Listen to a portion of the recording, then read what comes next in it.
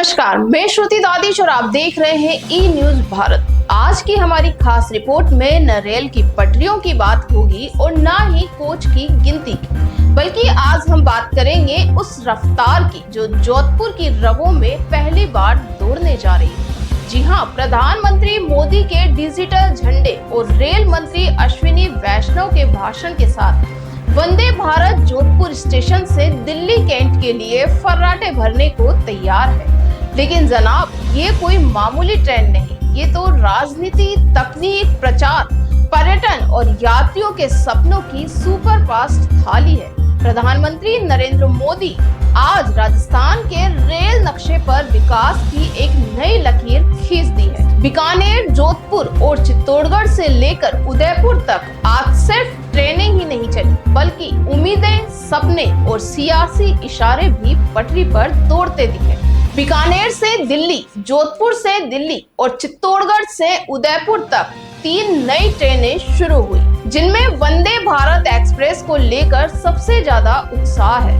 यह high speed train अब राजस्थान के यात्रियों को न सिर्फ तेज और आरामदायक सफर देगी, बल्कि यह आने वाले विधानसभा चुनाव से पहले एक तेज संदेश भी बन चुकी है। बीकानेर दिल्ली वंदे भारत एक्सप्रेस राजस्थान के उत्तर पश्चिमी इलाके को पहली बार सीधे राजधानी से जोड़ेगी। ट्रेन में आधुनिक सुविधाएं, तेज रफ्तार और जीपीएस सिस्टम से लेकर वाईफाई तक सब कुछ मिलेगा, जो आज तक सिर्फ सपना लगता था। लोगों को 10 से 12 घंटे की लंबी बस यात्राओं से मुक्ति मिलेगी और बीकानेर अब दिल्ली से ज्यादा करीब लगेगा। वहीं दूसरी वंदे भारत एक्सप्रेस जोधपुर से दिल्ली कैंट तक चलेगी, जो मारवाड़ क्षेत्र को दिल्ली से सीधे जोड़ते हुए टूरिज्म और व्यापार के लिए एक नया रास्ता खोलेगी। दोनों ट्रेनें इस बात का सबूत है कि चुनाव से ठीक पहले जनता की सुविधा और सत्ता की रणनीति साथ साथ चलती है। अब बात करते हैं चित्तौड़गढ़ से उदयपुर तक की नई एक्सप्रेस ट्रेन की, जो दक्षिणी राजस्थान के लिए बड़ी राहत है। अभी तक इन दोनों शहरों के बीच सीधी और तेज रेल सेवा की कमी थी, लेकिन अब यह नई ट्रेन पर्यटन को भी बढ़ाएगी और स्थानीय लोगों के लिए आवागमन आसान बनाएगी। यह ट्रेन विकास के उन कोनों को भी जोड़ेगी जहां अब तक केवल वादों की रेल रुकी रहती थी।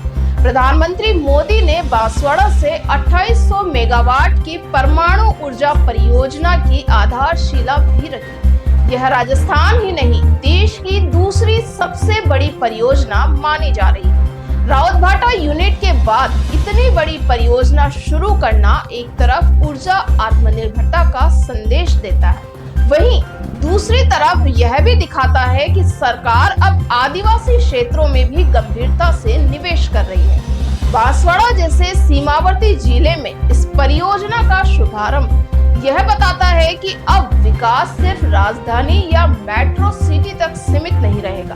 इन ट्रेनों में मिलने वाली सुविधाएं वाकई आकर्षक है।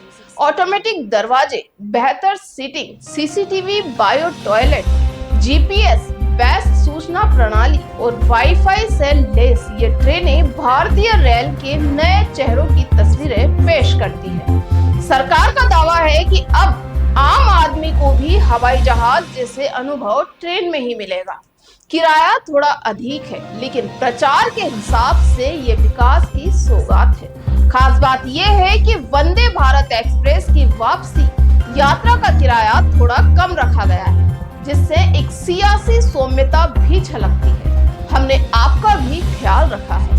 इन सभी घोषणाओं के बीच बड़ा सवाल ये है कि क्या ये ट्रेनें वाकई जनता के लिए है या फिर वोट बैंक के लिए, क्योंकि जैसे जैसे चुनाव नजदीक आ रहे हैं वैसे वैसे पटरियों पर घोषणाएं, उद्घाटन और भाषणों की स्पीड भी वंदे भारत जैसी हो गई है।